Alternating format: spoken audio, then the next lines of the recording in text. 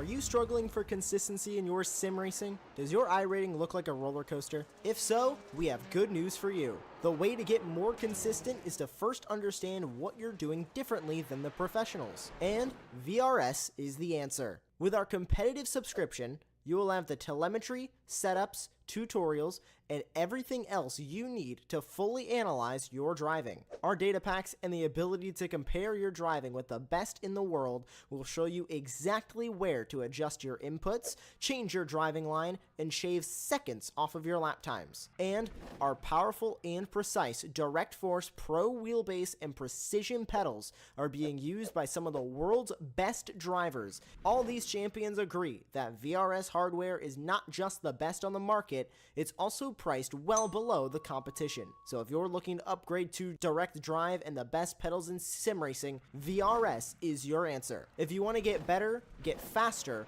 and make it happen sooner rather than later, you owe it to yourself to find out why so many people are switching to VRS. You'll be so glad that you did. Visit www.virtualracingschool.com and learn why the best use VRS.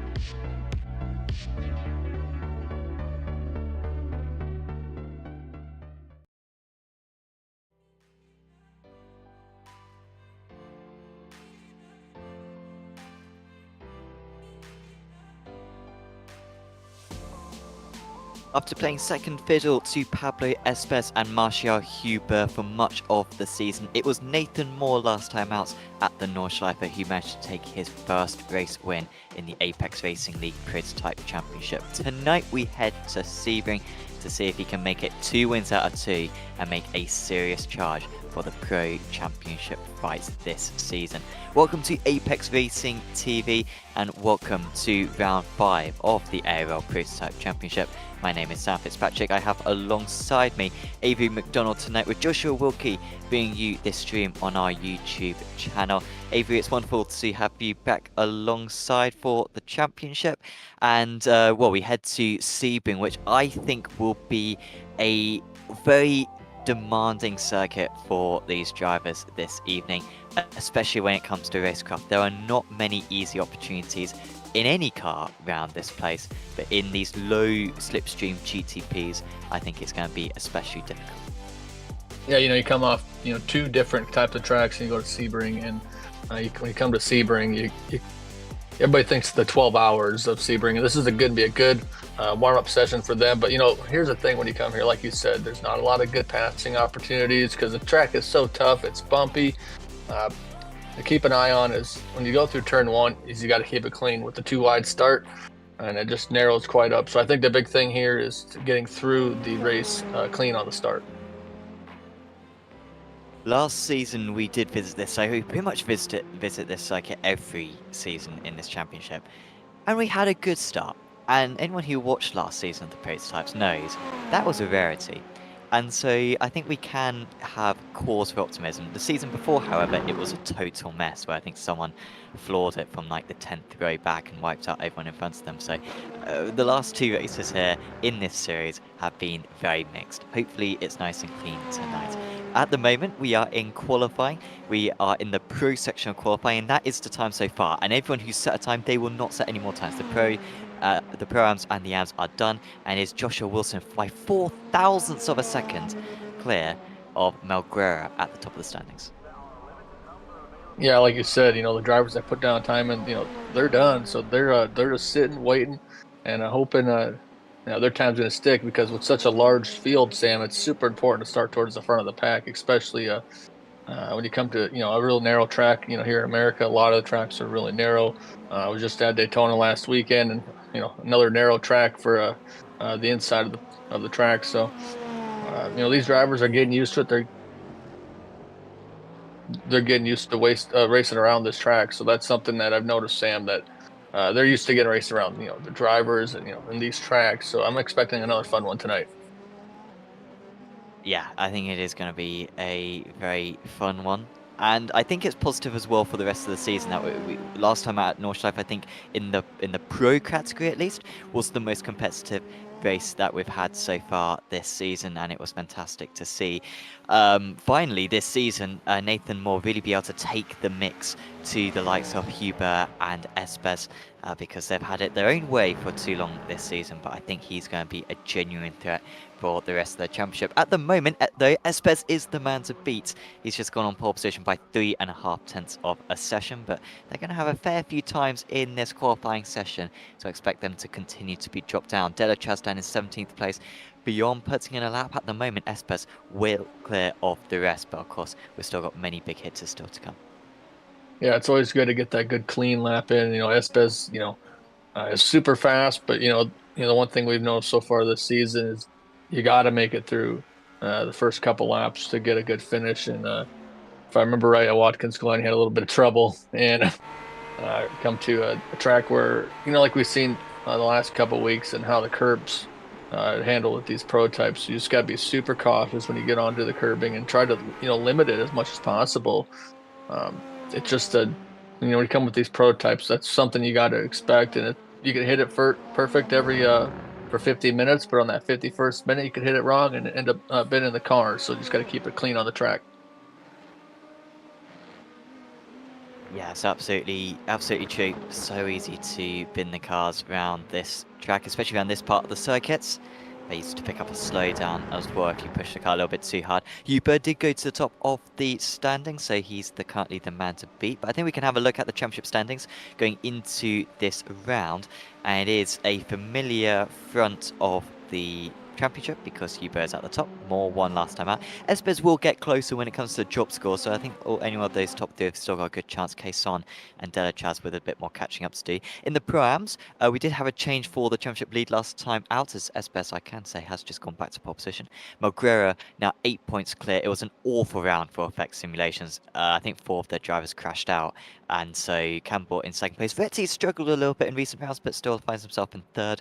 And in the amateur championship, these guys have Stathis Kokorogiannis, who's just been banging in the results every single race, and I think has won 3 of the 4 rounds. He is ahead of Byram and Archer, but I think that one could still very much change, even though there's a bit of a points difference already. Yeah, I mean, it's still time to rebound. We're still in the heart of the season, so I mean, have a bad race, as long as you come back to the next one and recoup and try to just get some pace back here. Definitely at Sebring. It's such a fun track, Sam. It's in my top 5 for the American tracks. I mean, it's so iconic. I mean, when you think of Sebring, I think of prototypes. I think of how awesome the races have been in real life, but I mean also in the sim. I mean, has plenty of opportunity for some good side-by-side passes. I mean, and side-by-side of the finish, especially. I mean, the last race I called, we had a 2-wide finish and a third car not behind him. That was here on Apex Racing TV. So I mean, it's just it's a track that has a good potential. I mean, because the final corners, you can take it a couple different ways when you're side by side with someone and not be too hurt. So we'll see what these drivers do, because there is the 3 categories: pro am and the am classes. So 3 different winners for tonight. So we'll see if one of them will get us a good battle at the end. We've got many American manufactured cars in the pro category. In fact, this man is the only man in the caddy, and he has changed to the caddy at the cost of 50 points. Aaron Smith may well be in minus points now, actually, in the championship. It's been a bit of a nightmare season for him. He's barely completed any laps. He keeps on crashing out on lap 1. But he's changed to the caddy in order to change his fortunes, and I'm confident that his fortunes will soon change. Yeah, at the moment he is on minus 50 points in the championship, is Aaron. So he's got a few points to catch up. If he does really well tonight, he might get to 0 points. He might be back to where he started. I think that's his aim. Yeah, and that's that's okay. I mean, you got to make a change for his driving style. The Cadillac. I personally don't have any experience. I've been driving the Acura a lot lately, just because It's just it's the prototype I have, but like you said, the Cadillac's it's a fun car. It's a little bit different. Most of the heavy hitters don't run it, but I'm expecting Aaron to come into the Sebring to have a better round than we've had previously. He's a good friend of the network, and he's hoping he has a good run. But like we want everybody else to have a good race too. So keep an eye on him with that Cadillac. I think this time will be right. I mean, he set one personal best sector on this lap, Smith. I'm not sure if it's going to get him particularly high up. Oh, well, it got him up a fair few places. Up to 21st place now is Aaron Smith. Still Espes at the top. Caracaulis up to 3rd position. Moore still in 4th. And they do get to complete the lap time after the clocks run out. So like as long as you start your lap before the 30 minutes, you can complete it. So they have got a bit more time here. This will be Moore's final attempt of this qualifying session. Meanwhile, Espes is coming up to the line himself. He's about to start one last lap. Hubert, I think, is currently on a push lap, so watch out for him to perhaps challenge for pole position. There are still going to be changes at the top of this timing board. Yeah, still some time in the track to gain some time. Gets a really good run, and got close to getting that off track. And we all know you get that off track, it eliminates that time. But showing a lot of pace, and I think going into the start of the race coming up soon, I think it's anyone's game up in like that top 6. Yeah, it really is. It looks very competitive tonight as Hudeludis manages to move up into 5th place. Hubert improved, but he was just short. That is extremely close. 5 thousandths of a second between Espes and Hubert. And I think Hubert did manage to get round to start an extra lap. I'm not sure, however, how much competitiveness there's still going to be in that machine. But that is probably the closest margin you'll ever see in one of these qualifying sessions. 5 thousandths of a second on an over 100-second lap. Still more drivers are coming round. One of them is Pablo Espes, who is going even faster on this lap. He could still shave off a few hundredths of a second if he keeps up this form. Yeah, great laps by Espes for sure, and Delatraz here putting on up into 11th place, and we'll see if he'll be able to move up to the top 10. Maybe up to the top 5. But there's Pablo Espes, fastest so far. But I mean, we'll see if he can get that time just a little bit quicker in that Wave Italy Racing Team car. So running a real good line. Just got to be super cautious with the bumps as we go on, as we were on board with him going through those corners. Just really good job by him to get a good speed. Yeah, he managed to shave off a little bit more time to Espes, so it's not quite 5 thousandths of a second now. It's just over a 1/10 of a second. Andrea Cason is next to cross the line. This isn't looking like a particularly strong lap for Cason, but he still improved. He only set one personal best sector out of 7 sectors there, but just the lap on the whole was very consistent, and he did manage to improve. Hubert wasn't able to improve on that last effort, and so for the 4th time even out of 5 races this season, it's going to be Pablo Espes on pole position. It's only Nathan Moore last time out at Nordschleife who managed to upset the 100% winning or pole sitting record for the Spanish driver. But yeah, it is a familiar sight for him, up on pole position for Pablo Espes. We will just wait a few moments for the qualifying session to tick over. In the meantime, I'll give a shout out to one of our sponsors, Apex Racing Academy, for sponsoring this broadcast and sponsoring this series. And of course, if you want to get fast in these GTP cars, along with many other car categories on iRacing, including GTs, touring cars, single-seaters, of course other prototype cars like the LMP2 and the LMP3, along with of course rallycross cars as well, you can go to Apex Racing AC and get data packs designed by some of the best drivers in all of iRacing. So do check out apexracingac.com in order to get yourself a subscription. The grid is now ready, and it's going to be a short formation lap this, so we are going to have to be fairly speedy through it. Espes on pole, then it's Hubert. Caracal's great performance from him, up ahead of Moore. Quaison and Hudeludis lines up in 6th. Then it is top of the Pro-Ams, Wilson just ahead of Melguera. In 9th position is Campbell, then it's Beyond. Delachaz, Sandstrom, Bernier, Origi, Ibram, Toroshki, Retty, Krucken, Jocelyn, Herbion, Smith, Trivette, Mork.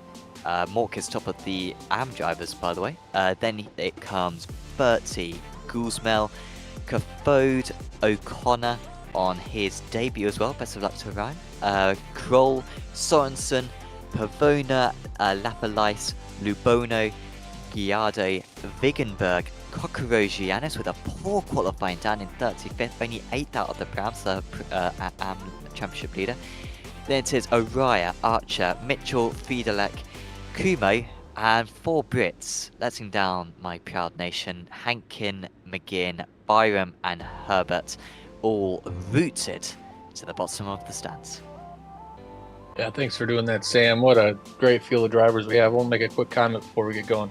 The Apex Racing Academy, we ran the setup in the Porsche GT3 car and it brought us home to a 4th place finish. And I can tell you what, Sam, if we didn't have that setup, we wouldn't have been anywhere close to 4th place. I mean, just made a big difference for us. So yeah, it works for all skills of drivers, whether you're top rating driver or a very low rating driver like me. And just from someone who uses it every week, it's a great product. Yeah, I can certainly agree with that one, as the drivers are about to pull away, and we have got all 43 cars, 44 cars even, on the grid. It's a fantastic sight, fantastic to see so many drivers stick around at this midpoint of the season. And once again, it's Pablo Espes, who's got points to catch up in the championship, but he's put himself in the position to do so, and we will find out if he can mount an assault in 60 minutes time when the checker flag is waved. For now, it's the green flag which is being waved, and it is Pablo Espes who leads us away. So a fantastic start for Caracalus, who's immediately going to get past our championship leader, Hubert, heading into turn 1. There is nothing the Apex Racing Academy driver can do about that. Still having to go defensive into turn 2, however, but I think Hubert's just going to be patient in these early stages. We have got a spinner, of course. That's one of the Delachaz cars, and he's wiped out Bernier. He was ever so lucky. That was a very similar incident to what we saw in the real life 12 hours last year. It's happened on lap 1 right now, and it has taken out Bernier very unfairly. Yeah, still relatively clean start, but the drivers in the back part of the field are really battling hard. But look at Espes, though, starting to get out to a big, not big lead, just a good lead for the start of the race. He needs to just quit looking in the mirror, drive calm, cool, and collective, and stay in the, just looking forward and try to gain as much time as he can, because, I mean, he knows drivers behind him are quick, but if you could just concentrate on what's in front of you, you'll be all right. This Delachaz car got hit by, it was, so Bernier, was the one who got hit, and it was by an effect car. And then the car that he wiped out was that Origi, I think it was. There's been another incident as well for other drivers. Let's look at the absolute chaos behind. And Hubert has got back up into 2nd place. We saw him make an attempt at the hairpin, but he has got past later on in the lap. But they're all fighting behind. Moore's now got past Caracalus, who's had a really poor second half to this opening lap of the race as they dive into Sunset Bend. So Hubert in 2nd place, Moore and Quaison both got Caracalus, who's dropped from 2nd down to 5th.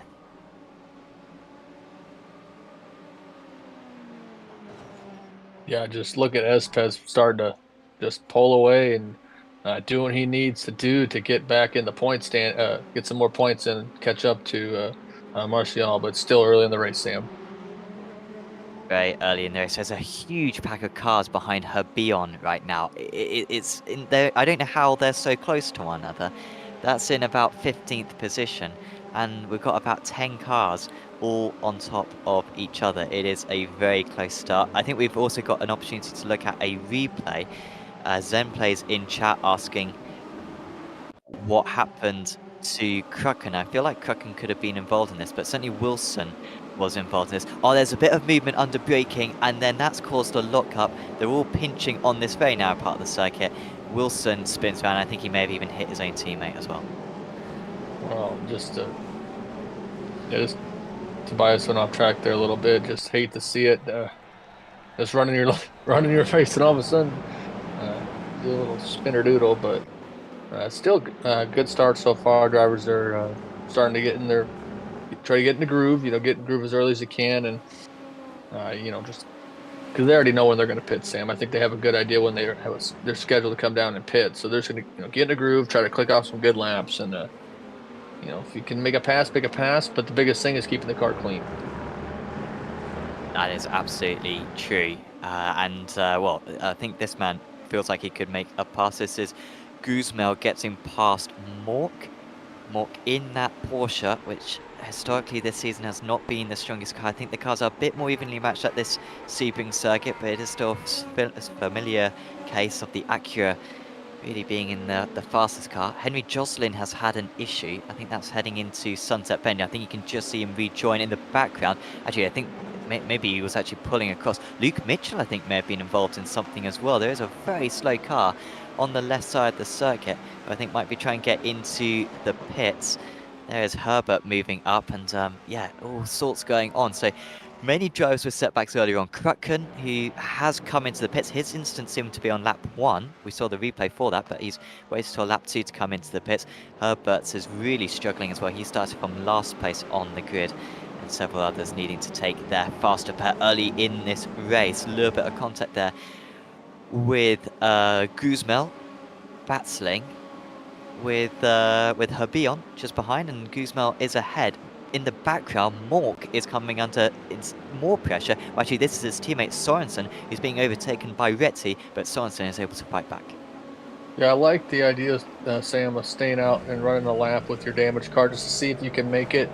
As long as you don't bend the car, you'll be all right. Just to see if you can make it to the earliest way, make your way into the pits. But you couldn't make it around. But we've got a really good battle here for position. Just trying to find some clean air and try to get a good run. That's going to hurt them. They're having to check up a little bit and right on his rear end there, trying to catch up, but wasn't able to get a good exit because of the car in front of him. Yeah, he was almost too close, wasn't he? But now he pulls alongside, and Swanson isn't going to fight that one too much. Pro driver versus an AM driver. And Smith was very strong at this circuit actually last season when we visited this track. I think he had a chance at the race win. I think ended up in second place that day to the ARL GOAT, Kyo Tiago Marte, 6-time champion, 2 times in Prius types and 3 times in GTP machinery. So it was not a bad driver to lose to that day. So yeah, it should be fairly dangerous, Smith. It was a shame that his qualifying was not particularly strong. As we see Herbion now under pressure from Mork, but he did make this move a few moments ago, a few laps ago actually, but actually he lost a lot of time in that last lap to Mork, so maybe he's starting to fall back into the clutches of the Porsche around this part of the circuit. It will be very tricky to make a move, partially because of the short straights, but mainly just because there isn't a very big braking zone at the end of each one of them. Right, like you said, not a big braking zone to try to make a pass. It's you come to Sebring, it's kind of just want to put the pressure on the driver in front of you and try to force them to make a mistake. And I know for me, that's kind of always been my mindset, is just look at that driver in front of you, just push them and push them and push them, and then unless you have like one of the Apex Racing team pro drivers in front of you, which usually don't make mistakes. Unless you got someone like them, they'll probably make a mistake and you can try to get around them. But just keeping a good gap in between the driver in front of you, that way you don't kind of get caught up on the corner exit and lose a little bit of pace. So that's just I think the big thing at Sebring is just making sure you can try to force the person to make a mistake. The leader of our Pro-Am category as it stands is Anthony Melguera, who would be extending his championship lead. I'm not sure what happened to Wilson on lap 1, but Wilson's down 22 places from most race start. He did start ahead of Melguera, but he was involved in one of those instances, maybe the hairpin instant that we got a replay of. And I think we will be able to confirm exactly what it was that Wilson got involved in.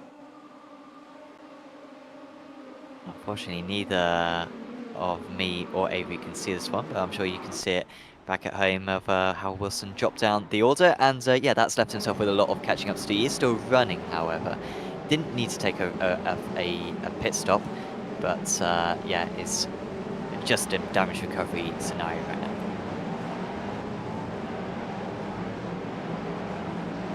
Yeah, just you know, had a gaggle of cars, you know, and he ended up getting crashed. That's the hardest thing about this track, Sam, is you can be running so picture perfect, but the track is so tight. When there's carnage in front of you, it's just a hard thing to manage, you know. And that's at least the nice thing with Joshua, he's able to get back going and bring that effect simulations car back on the track and try to get some more positions. So we'll keep an eye on him throughout the race and see if he'll be able to get back up a couple spots.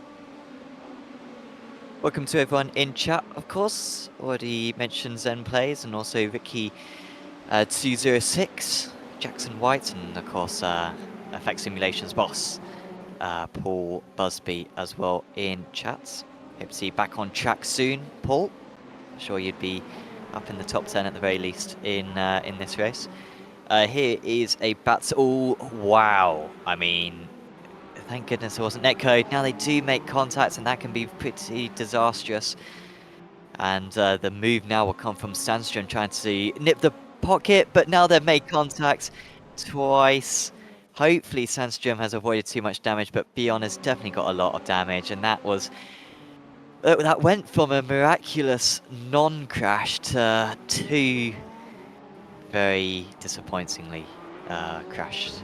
Yeah, you got to be careful with the grass with these cars, and just got onto the boogie pedal a little too hard, and just ended up colliding with each other, and you know, it's kind of racing, you know, and we'll see what happens here. A little side-by-side action just lets them go, so maybe look for an undercut, but not able to get there because we go on board, and I love when we go on board, just able to see how fast these cars are. I mean, it's just I mean, they're like a spaceship on wheels, man. When I was at Daytona, I got to see a rocket launch, and these cars are about as fast as that. Not really, but close to it. So, yeah, we're just looking at them go through the track and just, you make the right, then you make the left, then you got to turn right. You got to be on your toes. You need to have good vision. You can't have bad eyes like me to drive these cars. So these drivers are just putting on a really good effort going through this tough track here at Sebring. I'll move on the inside there. Was that Guzmel? Yeah, Guzmel I think was looking to the inside of Trevette. They got Ibram just ahead. Currently Effect Simulations 2 and 3 in the Prime category. There goes a move actually, switch round between the two Effect Simulations cars. I think Trevette ahead of Ibram. We tune in on this battle. Oh, big slides. And that is Aaron Smith round. He is going to rejoin the circuit, and now everyone's going to have to scamper around. And Aaron's had enough. He's towed back, and that continues his poor season. I think he will remain on minus 50 points. Seemed like he had decent pace in the race, but that has not lasted too long. Tuning back in with some of our front runners. Espes is still 2.4 seconds out in the lead. Hubert's now some 2 seconds ahead of Moore, and Moore's got a bit of a train behind in Cason and Caracalis, of course, with that terrible lap 1 where he was up into second place but ended up dropping down to 5th. He has stayed in touch since, however, and the three of them are having a tight battle for the final spot on the rostrum. Yeah, just a bummer about Aaron here. Just had a little issue with the car. Just a tiny tap. Yeah. Yeah, he just towed the car, and probably gonna call it a night, unfortunately for him. Have got a question. Oh, as that's a little bit of a look there from Cason on Moore, but he hasn't quite been able to do it. A question in chat. Delachaz from WEC? I think that's Louis Delachaz. not Alexander Delachaz. Louis Delachaz, who also did GP2 or F2, whatever it was called at the time. I think I've raced against Louis Delachaz actually as well in a Formula Ford race at Brands Hatch, and I think he retired on like lap 1 or something. So, oh, that's a bit of a mess. I'll shut up. Turoshki was alongside Chivette. He's trying to get past Chivette, but he hasn't been able to do it. Ibram's dropped behind these guys. Ibram had an awful previous lap. So too did Sandstrom. I think they may have collided. And they're now in 12th and 13th. And I think Turoshki was able to get past the pair of them.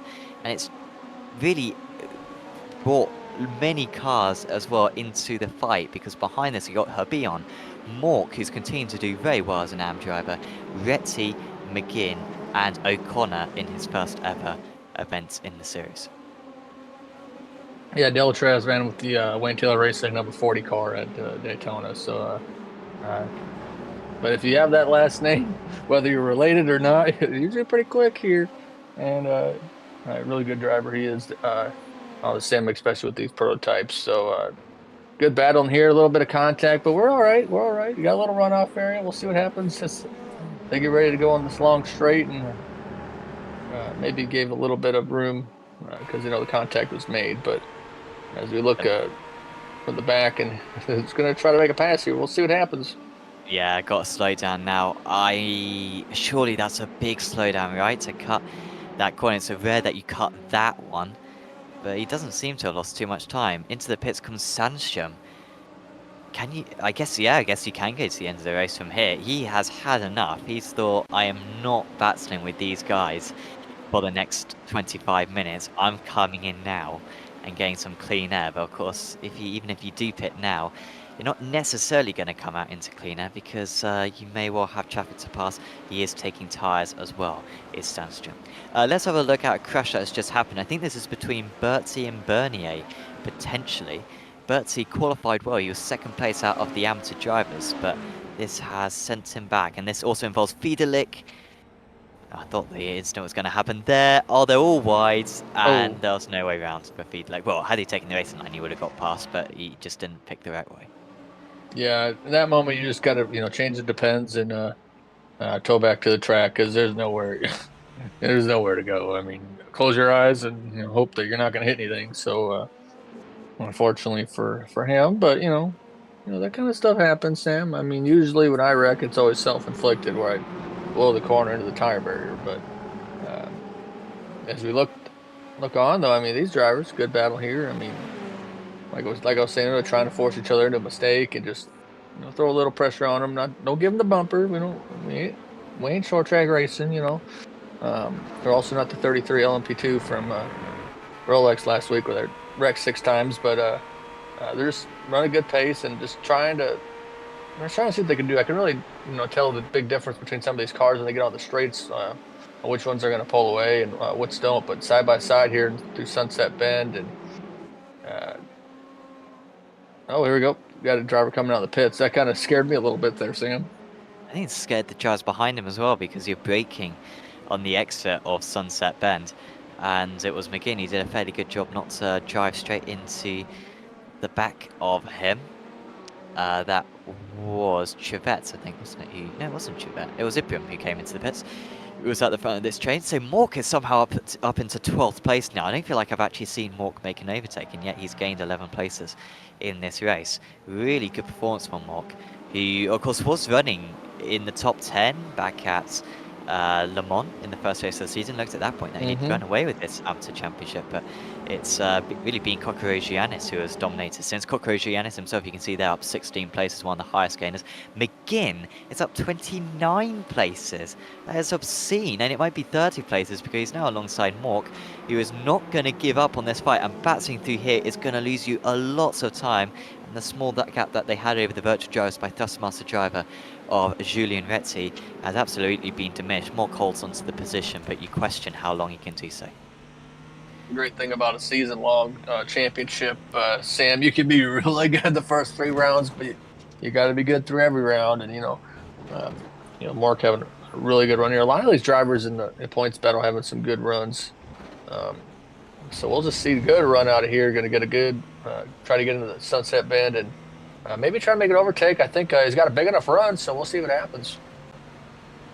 Yeah, it's sort of, you got to ask the question down here because you don't want to be put into the concrete wall. But I think he's going to be passed, and there was little defence there by Morg, who has to go offline onto the bumps that he's not familiar with, and loses out her beyond the next driver to come into the pits. We have not seen this many early pit stops all season long. I think it's just because all these drivers just outside the top 10 are so bunched together that they don't want to have to mess with, you know, fighting with one another. Could also be a case that maybe the tyre wear is a bit higher, so they want to get on the fresh tyres, maybe have a bit of an undercut. Some drivers taking 2 tyres, it looks like. Some drivers taking 4 tyres.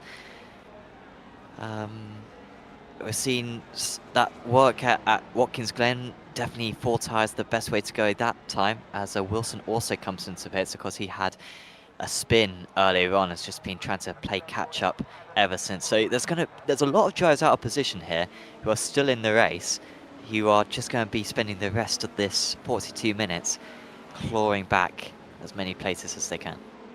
Yeah, the former airfield is a super bumpy here at Sebring, and that just gives it a lot of characteristics. I mean, it's not like you're going to a perfectly repaved track, and that's what I like about Sebring. You know, it's a little bumpy, you know, it's a little unconventional, and just provides a different kind of racing. And as we look at it from the rear end of the car, just going as fast as he can to get, you know, through where they can and get all those little bumps and trying to avoid those, because we've already seen it a little bit earlier, Sam. If you get onto the curbs, you're spinning around. If you get onto the grass and give it a little bit of throttle, you're also going to be spinning like a top. So I think it's a big thing when you get to Sebring is when you get into those tight corners, you got to make sure your car can rotate and motivate and try to get to the end of the race.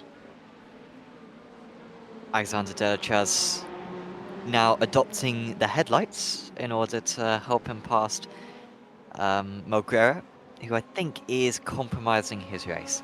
It's difficult to tell how fast Delachaz is. He did qualify a few places below Mulgrera, of course.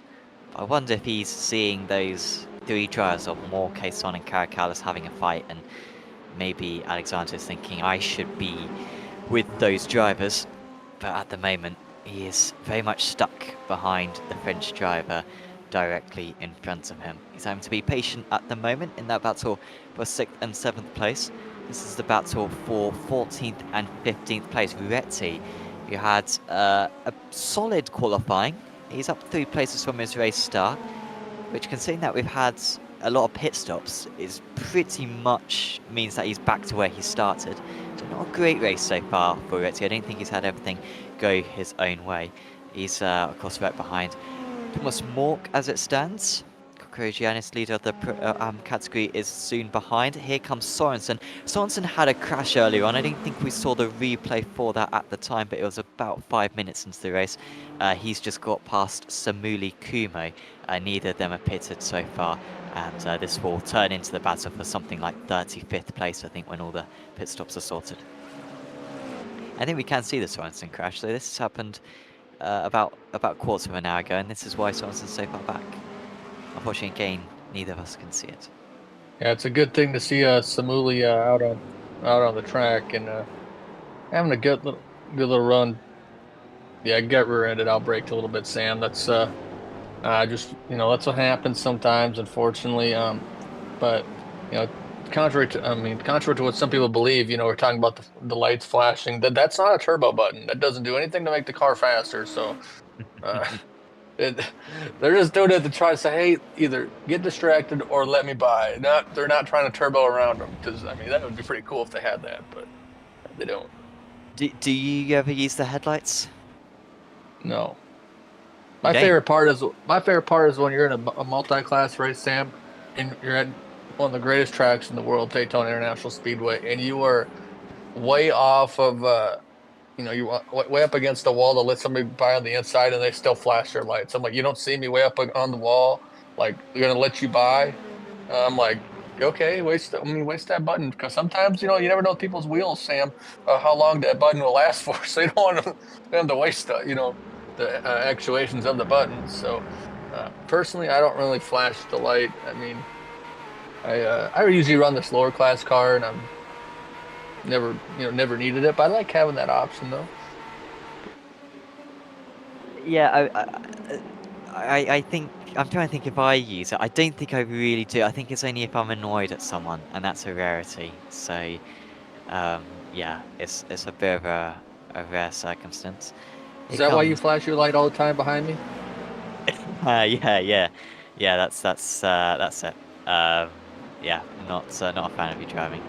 I'm not either. Kraken, Kraken being overtaken by Herbert. Herbert, who started last, remember? But apologies, no, that's Herbert being passed by Kraken. My bad. Kraken, who got spun round early on. He was involved in an incident with Wilson and about 5 other drivers down at the hairpin. It was all a big mess, basically a track blockage. Kraken, though, has taken a pit stop, but not his last pit stop. He will need to pit before the end of the race. Ibrahim, meanwhile, ahead of him, has taken his mandatory pit stop, and he will be able to go all the way to the 60 minutes. So they're not exactly fighting one another. Also, bad news for Kraken. I think he's used his fast repair already, and he's still got damage, so he's going to have to carry around that damage for the rest of the event. I think the one thing to look for, Sam, is look at the gap between Espez and Hubert there. Just it's pretty much stayed just over 2 seconds. So one slip up from Espez, I mean, Martial will be up there. But he's been running a really good race. Oh, there goes the car go wide. Oh, Ryan, it's your debut, man. Don't make enemies. Do not make enemies. These guys are lethal in this series. They will not let you forget it. And I think he's just had a bit of a doozy there. He's taken out Retzi and Julian, who's one of the championship contenders in the Pro-Ams, 3rd place in the Pro-Am championship. And I mean, this was painful to watch because he was merged in the car, and it was only about a second after the initial contact that iRacing actually decided to register the thing. Ooh. Yeah, you can't park there. So Retzi lost 13 seconds from that. At least he'll be able to come down and pit. I was just thinking, yeah, he hasn't taken his pit stop, so now I think he's lost about 15 seconds in total because of the damage. So that's painful. And he's got his teammate come in just behind him as well, Lapalisse. Not a good time for virtual drivers by Thrustmaster. Yeah, box, and you got lucky where you, wrecked. It could have been worse. You could have had a tow back to the pits, but losing 15 seconds after that, it could have been a lot worse. So he'll get back out there and try to cruise along and maybe catch back up and maybe make a nice little overtake to get some spots. Like you said, he's in the thick of it in the points battle, and he just needs to get back out there and try to get as much points as he can. The YouTube chat is a little bit quiet today. We'd appreciate if you guys said you were supporting. We're a bit more likely to show them on broadcast. I think in order to ignite the broadcast chat, I'm going to bring up the topic of Le Mans Ultimate, which today, and this is relevant because we're racing at Sebring in these cars. Oh, Delichas has got past Mulgrew. There you go. He's waited about 26 minutes for this move. And he's not got it done completely. And Mulgrew is going to switch one way and then the next. But I think he's going to have this one clean. He does. Deltraz is up into 6th place. He was like, I want to dance. What was I going to say?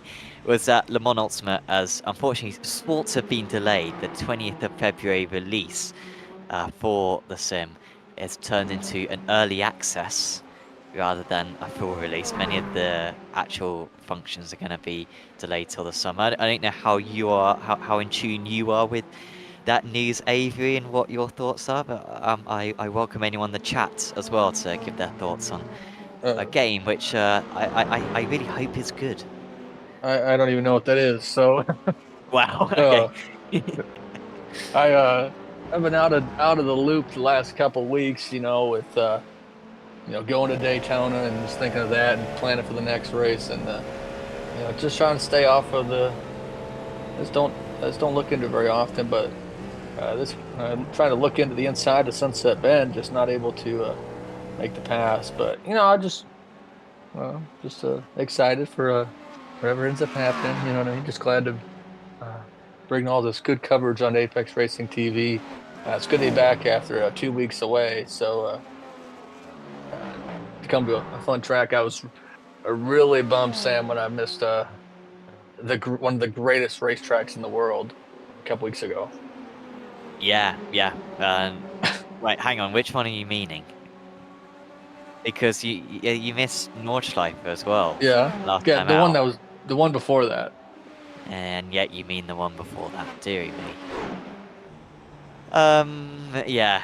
No, I mean that's another way to get the YouTube chat going, isn't it? Is make a strong opinion about a track. The video of me hating on Daytona actually is up to 6,000 views now. It gained about 1,000 views over Daytona. Oh, you don't like Daytona? Come on, man.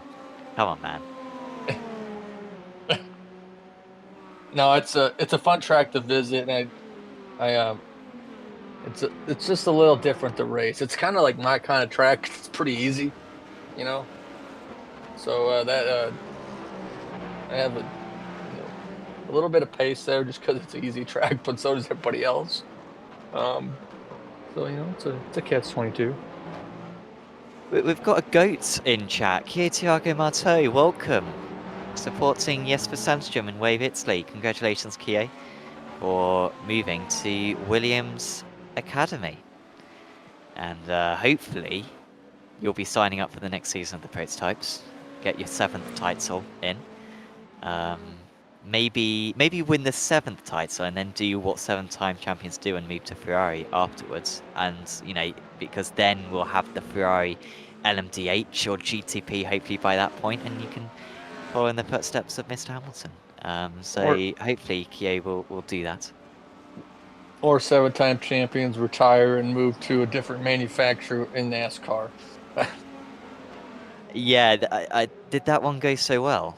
Oh, they're doing okay. They got a good, good. Or move to IndyCar, I guess.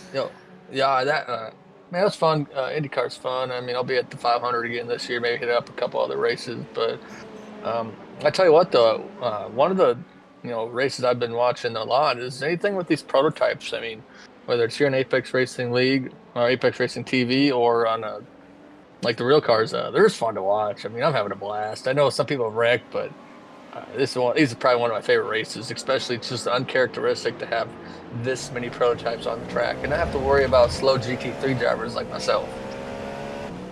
Absolutely. Yeah. I mean, if you can get Avery off track, then that is an absolute positive in my mind. So that's why we did this, was so that you can sign up in a GT3 and ruin it for everyone. So I would have won the championship though, so that would have been cool.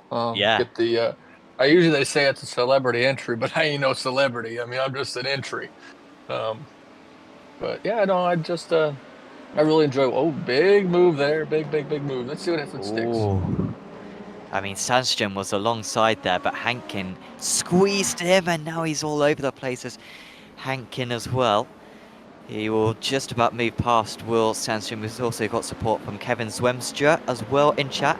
I mean, Hankin is putting up a phenomenal fight, considering that this is not really a battle. Seeing that Hankin's going to lose some 50 seconds when he comes into the pits. But there is the move eventually complete by the Wave Italy Racing driver. So Ibram's still leader of the drivers who have pitted. They're slowly coming to the pits. Haven't got so many battles going on now. Everyone's sort of starting to spread out, but with so many early pit stops, there's a lot of fights which are going to go on the pit lane exit, and which are going on right now. Even if they've got a bit of a proxy nature to them, they are absolutely fights where drivers are putting in the lap times in order to get track position on one another, which will be so important later on, of course, as well. Drivers having to make decisions as well on 4 tyres or 2 tyres. Seems like pretty much everyone's actually going for 4 tyres as far as I can see. I think Ibram's maybe the one guy who's just gone for 2 tyres. Everyone else going for 4 tyres. Also Herbion maybe going for 2. Let's see what this man does. Morton Caffode, good performance so far for the stop and go racing drivers. Caffode coming in from, I think, 13th place. Yeah, I think 4 tyres is the right call. I want to comment though on Sunset Bend. If you go a little wide and you get into the bumps like we've seen, that's kind of a clinch moment. You gotta catch the car, because I mean that was close to being a a little carnage. So you have to be very careful coming out Sunset Bend. So, but like I said earlier, I think 4 tires is the call. Very definitely taking 4 tires. You can see who's still up on the jacks. If a driver's up on the jacks for more than about 12 seconds, then they're taking tires. Kavade actually stationed for a little while, 25 seconds. That's, you know what, that's fairly average. We've seen some shorter ones, 24 seconds, but that's all right. McGinn, a while in the stop, 33 seconds for Francis McGinn. I don't know what was going on for the WSR esports butt kicker driver, but he took 8 seconds more fuel than everyone else.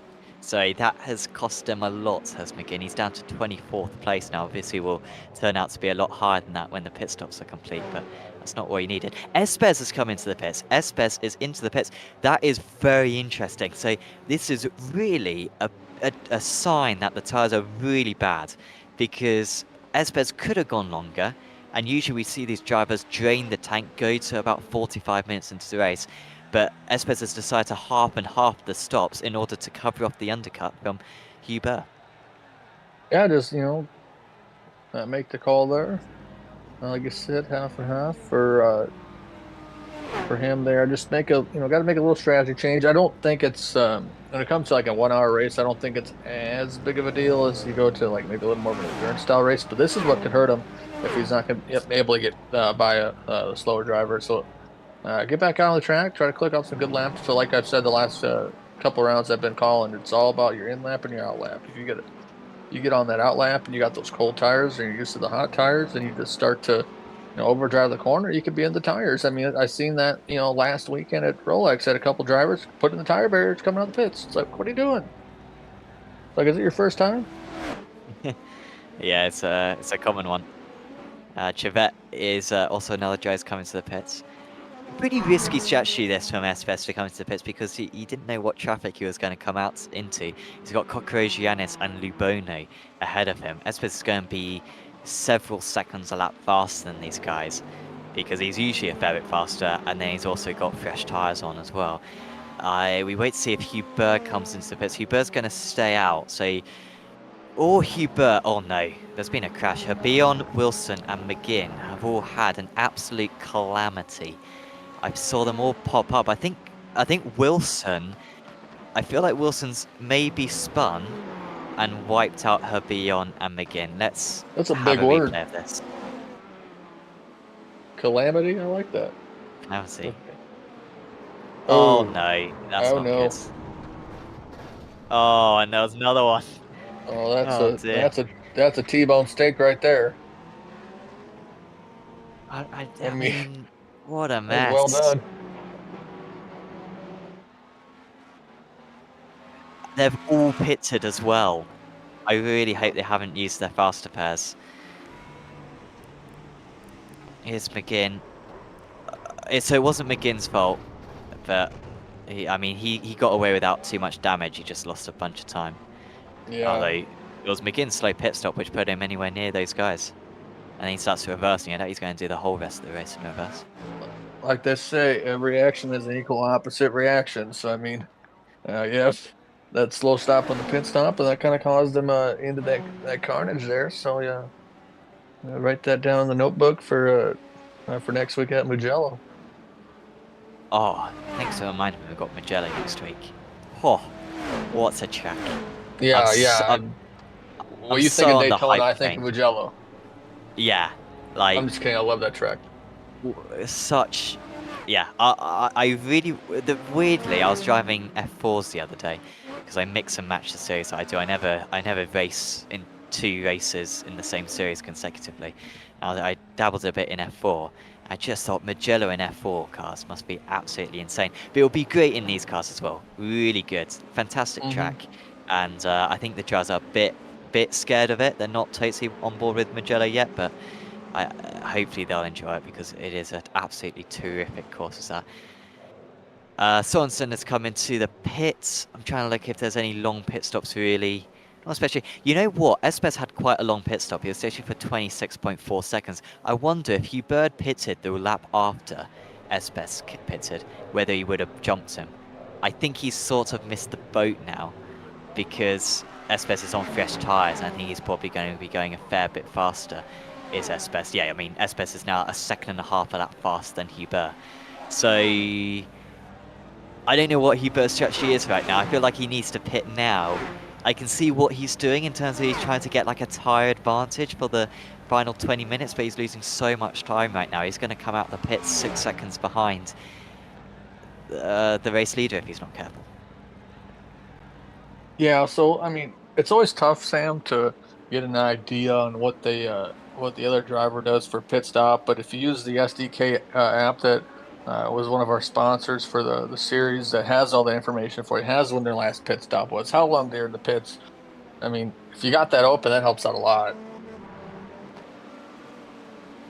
I 100% agree. The fact that it's in as a heads-up display with all the relevant information for you easily accessible to your eyes means that it's some very good kit. So yeah, we do recommend that one.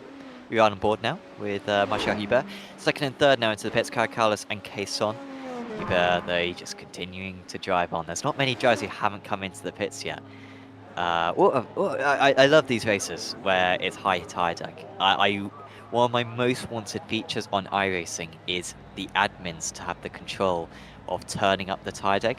So a bit like what you have with the day-night cycles, where you can turn it up, like multiply it by 6. I want to multiply the tire wear by 6 and have everyone's tires blow up 10 minutes into a race and have them do like a 7 stop or something. I really want that option. I think that'd be fantastic. Yeah, that's a great idea. Sam was puncture a tire 3 laps into the race. Yeah. I think that would be fun. Maybe not quite that. No, maybe not to that extent. Maybe like like they can go 20 minutes, instead of like 2 laps. I mean, what happens if you go to Nürburgring? You know what I mean? Like you can go a lap and a half. Well, you got to be careful or driving. 2 laps. You got to be very careful driving. I don't know, I'm not good at saving tires. I use them all up. I got 100% tire. I'm gonna use it all up, and it's not on purpose. This battle is Guzmel getting past Trevette. Hopefully no one's coming out of the pits whilst they're battling. Unfortunately for them, there was not. I'm trying to picture where everyone is now. Ibram's behind these guys. I thought it would work out for Ibram because he had the mega undercut. But it hasn't really done anything for him. I think he's pretty much where he was. I don't know if he's maybe involved in an incident. Kumo is soldiering on in the Porsche. He's still not pitted yet. We also had Hubert not pit, Giannis hasn't pitted, Oriya hasn't pitted, and Kumo. So Hubert and a bunch of AMs haven't pitted so far. Yeah, and I like what Hubert's doing there. Just they're just clicking off good laps, and you don't want to ruin that rhythm, and speaking of a rhythm, he just getting in the corner real good. He just keep it on the track and clean, and the commentator curse, please don't happen. But he's been just putting on a good run, and I think that's going to be very important to want to beat Espes. I'm a bit concerned for Hubert. I think Hubert might drop down to 3rd place because Caracalus isn't far behind Espes now. Caracalus is... what? Have I missed something? Oh, so Caracalus only took 2 tyres. I missed that. So everyone's taken 4 tyres pretty much, apart from Caracalus only took 2 tyres. Melgrera only took 2 tyres as well. But that's why Caracalus is up in 3rd place now, why he's ahead of Moore and Caisson. But he is going to be struggling for pace later on. Really struggling for pace later on. I think he's made a mistake here, Caracalus. I mean, he's only got 18 minutes to survive, but I'm just having flashbacks to Watkins. And at Watkins, the guys were losing a second a lap by the end of the race. Those who and this is a more demanding track. Yeah, and I think that the conditions might be worse as well, so we'll see if it works for him. But yeah, he's got 5 seconds to hold on if he's going to keep ahead of Moore as Hubert comes into the pits. He may come out behind Caracalus, but even if he does, he'll pass Caracalus within moments. Or if he takes full 4 tyres, maybe he'll go for the 2 tyre stint. Yeah, I mean, if you're going to do the 2 tyres, I think this would be the time to do it because, just around 15 minutes to go, it's just... I think you'll be okay, and on this talent level, I think will help out too. So we'll see. I think he's going to do. I think he's going to do 2. Come on, get off 2? The jacks, man. Get off the jacks. There you go, 2 tyres. 2 tires. And go, 15.4 seconds. He will come out in the lead. And now Espes has got to pass him on track. Well, this is fun. This is fun. Because Oh, if he'd yes. taken all 4 tyres, he wasn't going to win. Espes did a fantastic job at coming in as early as he did. He covered off the undercut from Hubert, along with some excellent laps earlier on to cover off the undercut. Hubert had to go for the 2 tyres. He clearly feels confident enough that he's got 12 seconds to more, that even if he does have a poor tyre wear, he'll be fast enough to stay in 2nd place. And instead he's just going to make it tricky for Espes. And this is the first time really this season that we're going to see these 2 championship protagonists have a proper wheel-to-wheel battle. And on different strategies. I think it's going to be very important for Espes to needs to just click off the good laps, but try to catch them as quick as possible and put on the pressure. You see the gap there. It's, you know, one mistake away from either catching up to first, or if he makes a mistake, fall back to third. So, I mean, we'll have to see. I mean, the big thing, like I said earlier, how Hubert is going to react, or how to work with the gold tires. You know, it's just going to take a couple laps to get those tires warmed back up. They got a crash for Alexander Delatraz. He was running ahead of Melgrera, which was a harder pass, but he's now down to 9th place. So he's only lost 3 places, but I think he's lost about 10 seconds because of this incident. And he got actually hit up the rear, unfortunately, and that's why he spun around. Yeah, you see that a little more, I think, with like these prototypes, is because if you're just a little bit late to, oh my gosh, that was close. That was I mean, I think you could have fit like a little piece of printer paper, and that's not very thick between him and the tires. So it's always good to use up the whole track, but that was a little close to using up all the track and include the tires. So a good corner there, but definitely pushing the limits with the, you know, those 2 new tires and 2 old tires through Sunset Bend. So we'll keep an eye on Hubert there. Ooh, little steering out of that corner there. Good job. Good job there. So we'll see. Hubert's going to push the limits again on Sunset Bend and get that piece of paper between him and the tires. It's a great time to load up the live timing. There's a link to it in the description below, provided by SDK Gaming. You'll of course also provide our overlay. So do click on that and then you can see the sector times between Hubert and Espes, because I mean, I'm keeping an eye on it right now. Until we found this lap, at least, Hubert is managing to maintain the gap at around 3 seconds. Espes is not going to have this one easy. I still think the Spanish Joe is going to win out, but Hubert is going to make it tricky for him. Maybe this was his plan all along. Maybe that's why he wasn't so close in the first stint, just saving his tyres for this scenario. We'll see if it works out for him in about 15 minutes time. Other good battles going on. I mean, pretty much everyone's now made a pit stop. I think it's just Sam Kumo who's yet to pit. It's worked well for Kokorogiannis by staying out as long as he did. He's now in 17th place, only about 9 seconds off Mork. Kokorogiannis could steal another race win here because he's got 6 lap fresher tyres than Mork. I mean, 8.5 seconds to catch, that's probably not going to happen, but still, 2nd place from 8th place on the grid out of the outs. Right. Another fantastic recovery from Kokorogiannis, who is not giving many points away to Mork, who desperately needs to take points out of Stathis because of such a poor start to the season. Yeah, Kokorogiannis is just putting on really good runs, and you know, it's not always about winning the race; it's about finishing in a good position, and you know, and has the opportunity to push the limits a little bit, try to catch. But you know, like you said, I'm not saying I don't think it's possible if there's no mistakes. But good run for them. Delatraz is dropping down. There's also a fight between Ibram, Chivette, Sandstrom, and Kobe. We're going to get a replay of Delatraz. And he's lost a bunch more places. It's all by himself. And yeah, he has hit the wall. Uh-oh. I'm hoping this is just Kumo coming into the pits, but I feel like it's not. He has had a collision. Shame for Sumili, who was the last driver to come into the pits. Oh, Oh, block the pit lane and everything, Sam. Oh my gosh. I am. If I was in the wheel of this car, I would have had a change in my depends. I mean, here, holy cow. I mean, hit the wall, slap me silly, and just, oh my gosh, those cars are junk. They're not coming back next week with this car. They got to bring a brand new car. Oh my gosh. That is, when you think of the big one, Sam, that is what I'm thinking of.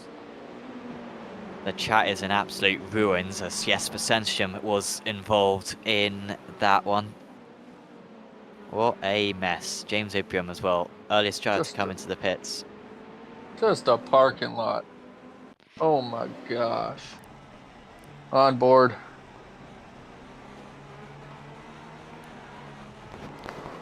Oh my. Oh my.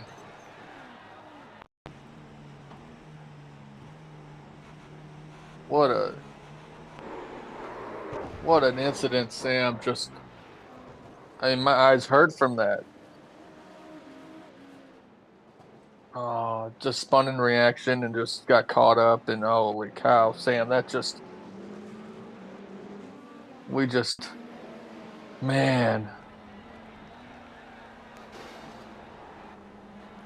Because he needs to come into the pits here, does Samuli, and taking a slightly tighter line, being put off as well. Old tyres. Fortunately, he was able to continue. So it took some mess there. Not much time left, Sam. And Hubert still got the gap at 2.5 seconds. He is doing enough. If the gap keeps on coming down how it is, he will safely win this race. We've only got 10 minutes to go. Espes has got to find something here. And of course, so far this season, Hubert's won 2 races. However, in the other 2 races, Espes has beaten Hubert. He won one of them at Daytona, and he also beat Hubert quite convincingly back at Nordschleife as well last time out. That time out, 0.4 of a second faster. He's 2.4 seconds behind. We've got about 4 laps to go. If he keeps on going like this, he'll get the gap down to about 0.8 of a second by the end of the race, but he needs to be passed, and he wants to not have to leave it to the last lap as well. Dare I say, if Paddy Power were covering this, they'd maybe be giving the slight edge to the French driver now for the first time in this race, and maybe some people would be cashing out their bets on Pablo Espes from before the race. The gap down to 2.1, and yeah, it's just incrementally coming down, but not enough at the moment. Yeah, it's one thing to catch him, Sam, but it's another thing to pass him. So, this is a little bit of bumper cars there going into Sunset Bend, but using up the track and trying to get a good run as across the start-finish line. What's so cool about watching all these onboard cams, you can just see how bumpy the track is, Sam, and how it can change the way you drive, and the car can be perfect for 40 minutes to get to 41, and it just goes a little bit different. But trying to keep a good gap in between them and just wait till it goes straight away. But you see, just not able to get out of the corner quite as well. No, yeah, it seemed to get quite a lot of wheel spin, didn't he? And Herbie on holds on to 16th place. Brennan trying to gain a few yards. Yards? What am I talking about? Meters. I'm European. Catching up. Bizarrely in this country. Oh no. No! Cathode. And now they're round. Oh, what a mess. That was actually not that bad. I mean, around that part of the circuit, that was good. We had a massive crash in Porsche Cup a few weeks ago around that part, where if someone hits the wall, they are bouncing straight back on it, and that is just such a pinch point. And they all got through without too much damage. Yeah, just a tough way, no matter how you schedule it on that corner. But they're able to keep on going, so that's always important. So we'll see. With not much time left in the race, if we'll be able to catch back up. Origi into the pits. Not sure what's going on with him. I don't know if he's maybe reached the instant limit or Was he just the last? Was he just the last driver to come into the pits? I think he may have been. Ah, that is a second pit stop though. Maybe he pitted in the early stages for repairs and then just drained the tank dry, but had to come into the pits later on. Hubert is only 9/10 of a second ahead. I don't know what's gone on with Hubert, but he started to lose a lot of time. His lap times, I think, are dropping off a bit, but it looked like he was going to be safe, but he's lost. Did he make a mistake on this lap or something? I mean, he lost 8/10 on the previous lap. I think he's going to lose about a second on this lap. And so the gap is down to just 7/10 of a second with 7 minutes to go. And all of a sudden, Paddy Power giving the edge to the Spanish driver, who is chasing him down and is basically within range now. It just comes down to, can he pull off the move? What's going on with Hubert? He's just let him go. He has just let him go. Well, that's fairly disappointing. Maybe he just felt like he couldn't fight him, but I wanted to see a fight there, and Martial didn't. Yeah, I wanted to see like a little tango or something, but that was just let me just wave at you and get back to my cruise and maybe have a little car. Is he underfueled or something?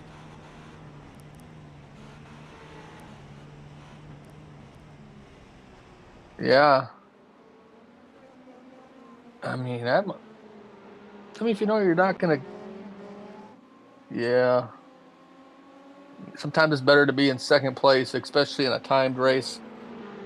We could try to make an overtake as long as we go the full distance, so we don't go like 59 minutes or something like another race happened last weekend. So as long as it goes a scheduled distance, Marshall might be able to make a pass.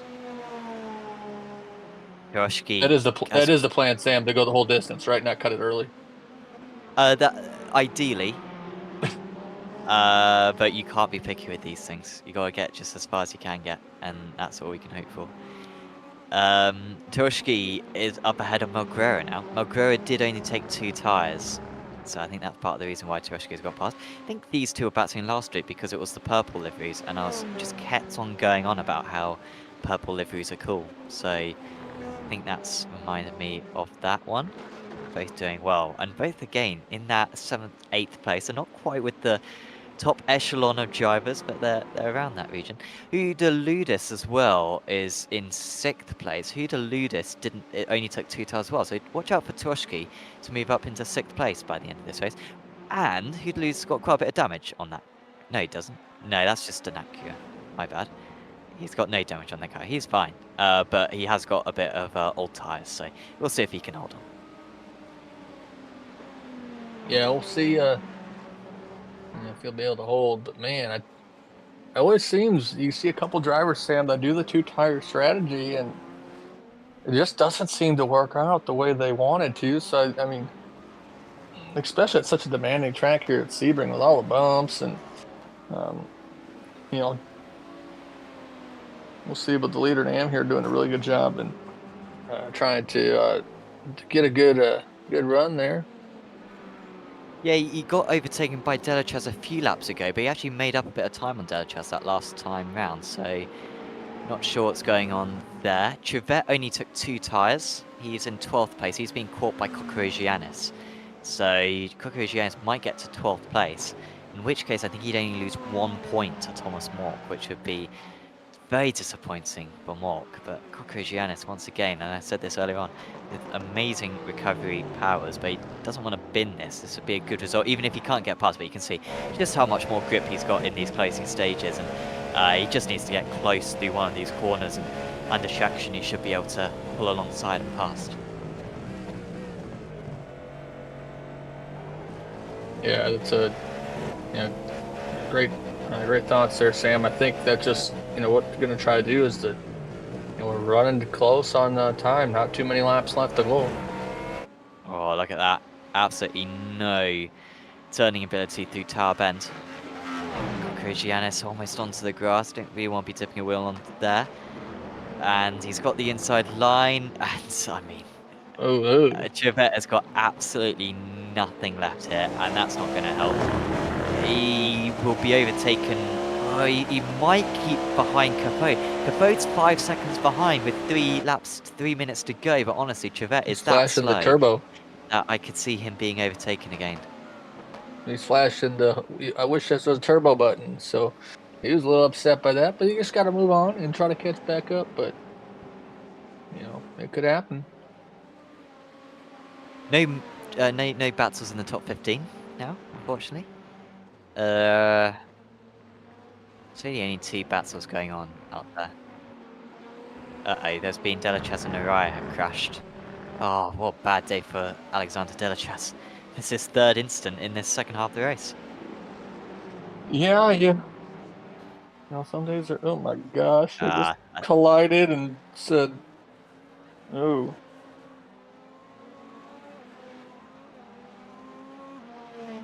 And then precisely 19 seconds after this, completely unrelated, Araya had his own crash through the Le Mans curves. They look like some very old tyres, gets in the curb and spins. Move back to the pits, says Araya. Yeah, he lost the front and the rear. Someone's going home with a souvenir.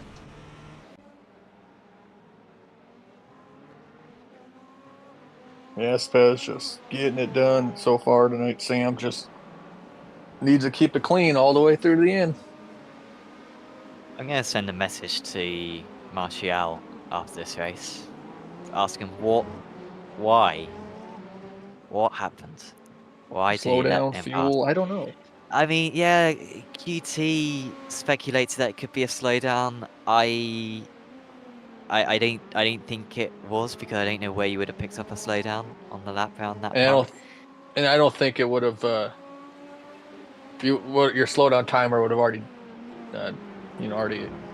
expired most Sure, likely. yeah. But I think he just waved the white flag. I think he just Yeah. thought, I'm not going to hold on to this, and I don't want to risk having a crash, so I'm just going to let him pass. But Martial, you could have held on. It's Sebring. yeah, the war's over. He just said, "I'm just going to let you go. It's not worth battling. Second place points is better than wreck points." So, Espez will, if he makes it to the end with the win, he'll gain a little bit of points, but not as much as he would like. Oh, very close battle for 8th and 9th. As apologies, this is the checker flag. Espez is going to win for the 2nd time this season, and he takes crucial points out of Martial Huber. The forced tyre strategy works, and we wonder what went on with Martial Huber to give up the race lead with 5 minutes of the race remaining. Caracallis finishes on the podium. It works for him, the 2 tyre stop. Really good job from him. Melguera, so Melguera and Guzmel have crashed.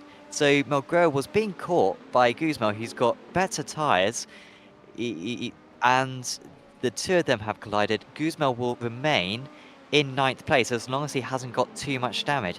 He is going very slowly right now as Guzmel, and I wonder if he's going to be caught by Mork. Here he is, and I'm not sure if he's going to be able to turn right. You can make it. Oh no, his car is fantastic at turning right. Come on, Fred. Oh no, no, come on. He's nearly You there. got it. Put the foot down. Mork is coming round the final corner. There he is. Guzmel holds on. Wow. Call Travis Pastrana up because he just drifted to the finish line. There's a lot of crabs in Florida, and one of them has made it all the way to Sebring International, and finished in 9th place. Could this be a penalty for Melguera? I think Mork should get bonus points for drifting all the way. No, I don't know. Yeah, but I mean, A for effort, man. Just to keep going around the track and keep digging. And I'm so proud of his effort, because some people would give up, Sam. Oh yeah, he just. Yeah, well, I don't think that was Melguera's fault. I think that was all good Guzmel, honestly. And well, he didn't lose a place because of it. So good work. Yeah, just awesome to see a driver not give up like that and just drift it all the way to the finish line, Pastrana style. And but that could be the difference maker between winning a championship and not. Absolutely, could absolutely be the difference. So yeah, good effort from Galsmel to get to the finish. I think we can go through the final results for tonight's race. I think everyone has crossed the line already, and we will get some interviews as well with our drivers in a bit. And yeah, of course, it was a fantastic result once again for Pablo Espes' second race win of the season, and gets more points out of Hubert. That's now 3 races in a row that he's taken points out of Hubert's championship lead. And when the drop scores are included, and we will start including them from this round because we're now over halfway through the season, he will be very close. It is looking like a very tight championship. Karakaulis, amazing performance to pull off the 2-tyre strat to finish in 3rd place. Moore was in 4th, then it was Kason, Turoshki in 6th, Hudaludis in 7th, despite the aging tyres. Mulgrera finishes in 8th, then it's Guzmel in 9th. Mork did win out of the AM drivers in 10th. Alexander Delatres beat Kokorogiannis to 11th, despite all of his tribulations in the closing stages. Trivets was in 13th, Cathode in 14th, then it was Herbion, Lubono, Reti, Giardo, Lafalise, Kroll, Sorensen, Krucken, Kumo, Pavona, O'Connor, Archer, Herbert, Origi, Campbell, Jocelyn, Araya, Sandstrom, Ibram, McGinn, Wilson, Hankin, Mitchell, Byram, Bernier, Bertie, Fiedelic, Bion, Smith, and Wiggenberg, rounding out the 44 drivers. I think all of them took the start, even Wiggenberg, but I don't think he completed a lap. Let's have a chat with 1 or 2 of the drivers. Oh, no one's joined us. Well, we'll give them a little bit of a moment to join us. But, I mean, fun race, I think, that, honestly, AV. I think the tyre strategy was an interesting one. I wouldn't say necessarily that the 2 tyres were better than the 4 tyres or vice versa, but it came down to how well you could manage the tyres. And I think, you know, the absolute demonstration was Karakaulis pulling off that 3rd place. He went from 5th to 3rd due to only taking 2 tyres. Yeah, I think that's a good way to put it, Sam. I think when you come to a track like Sebring, you got to watch your tires, and then the other big deal is you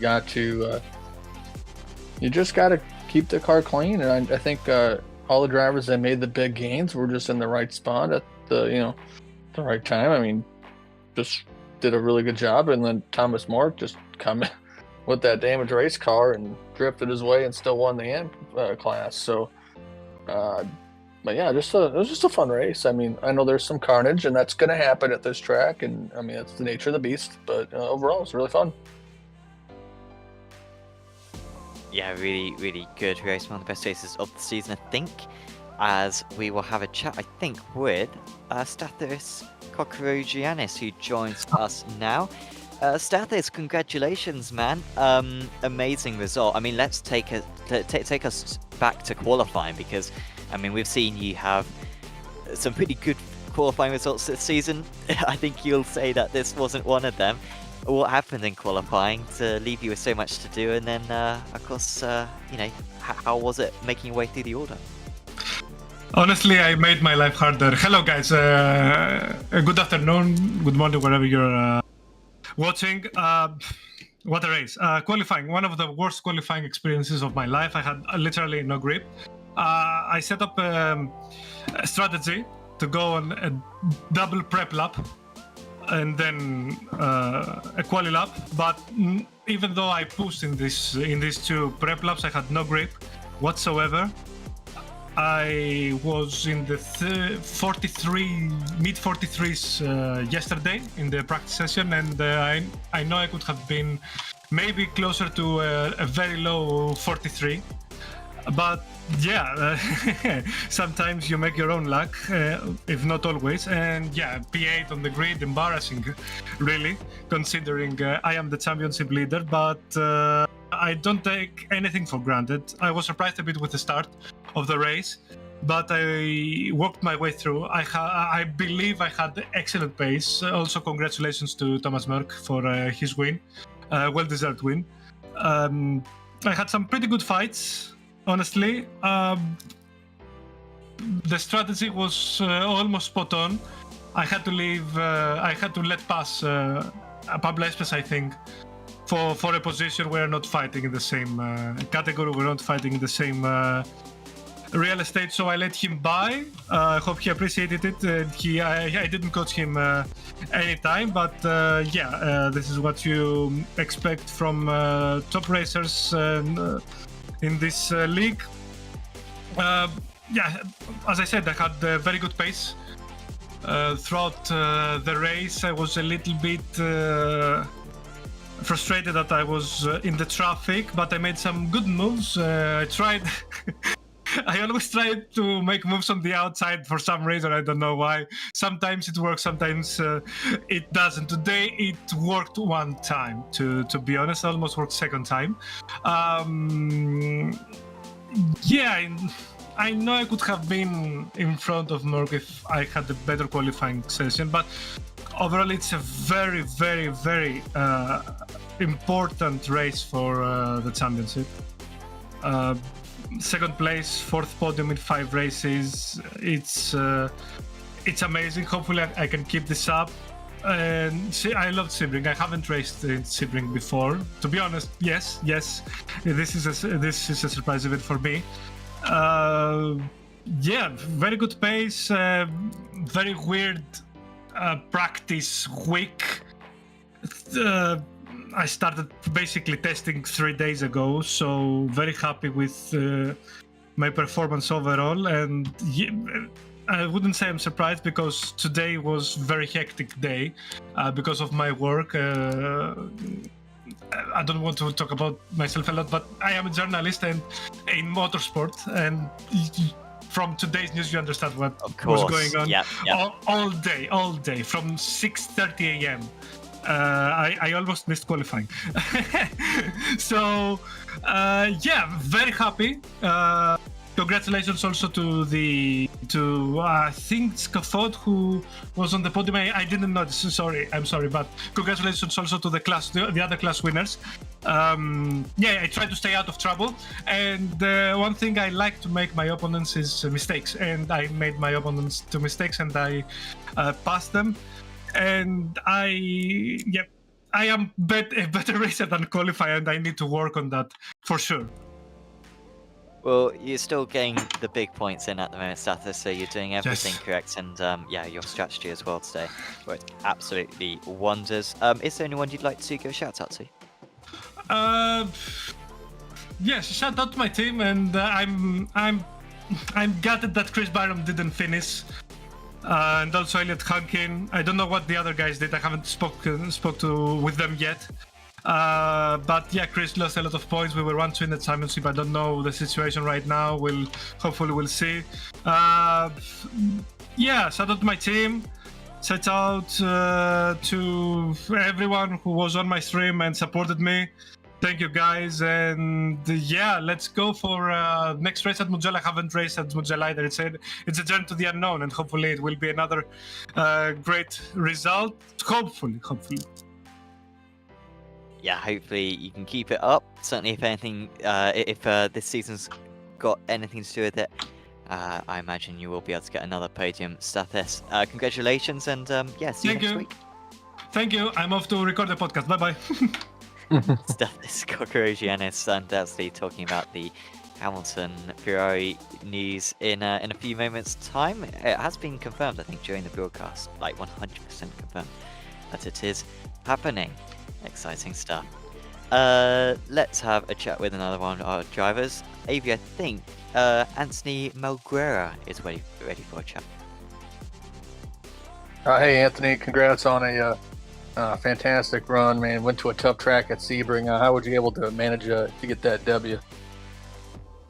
Hi guys. It was quite tricky out there because I took the choice of not changing my tires, so it was quite tricky in the end.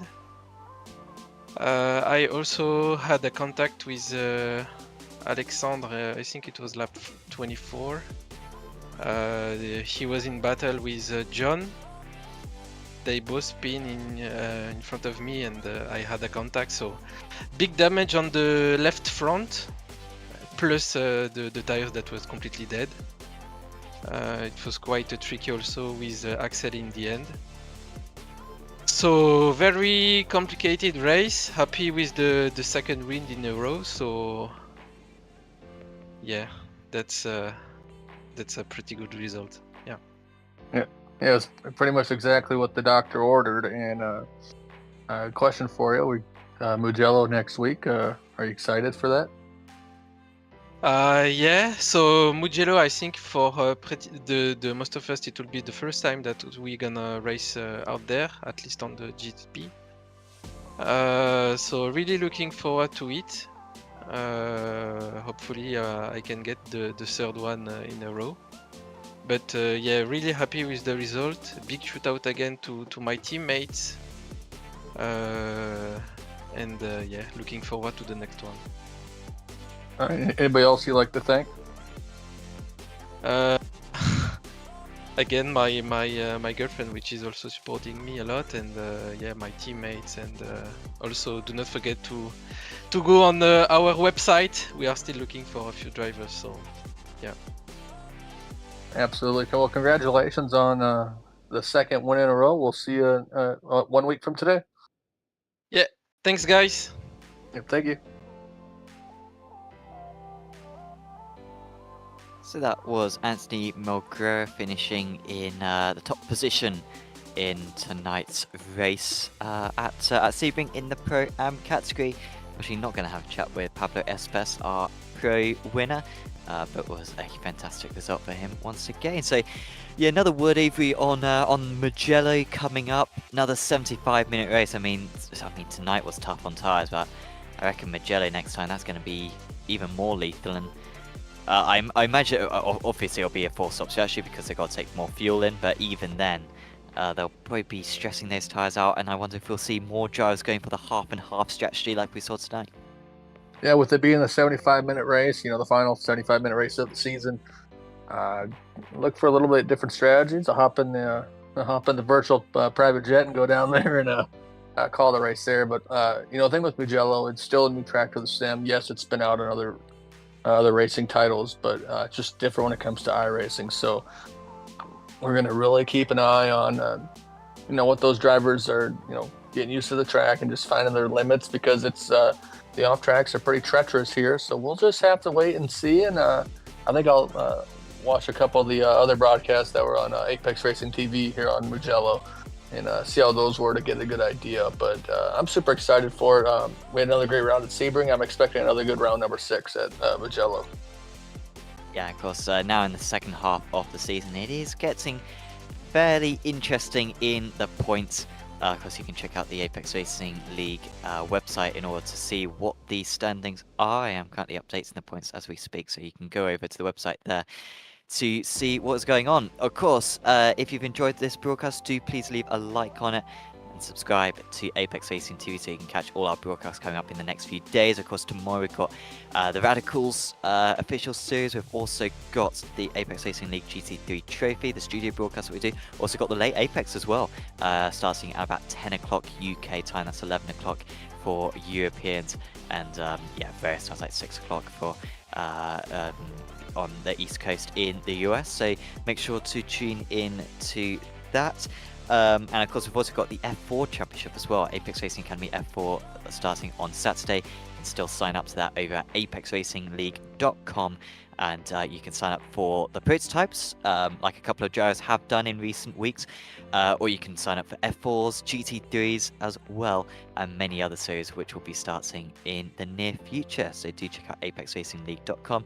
And of course, thanks to our sponsors, BRS, SDK Gaming, and Apex Racing Academy for supporting our broadcast and these championships. And do check out the Apex Racing League and Apex Racing TV social media accounts on Twitter, Facebook and Instagram. But for now, from myself, Sam Fitzpatrick, from AV McDonald and from Joshua Wilkie, we will say goodbye for now, and we will see you back at Mugello for the first time in the series history next week. See you then.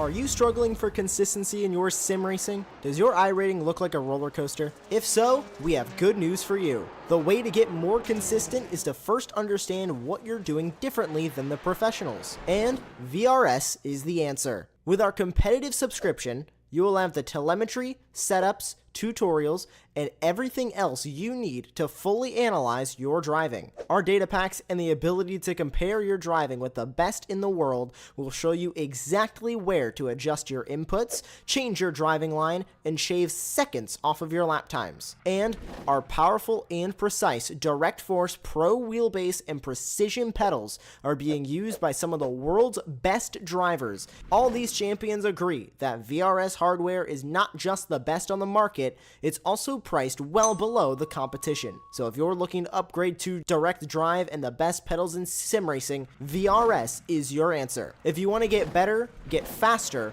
and make it happen sooner rather than later, you owe it to yourself to find out why so many people are switching to VRS. You'll be so glad that you did. Visit www.virtualracingschool.com and learn why the best use VRS.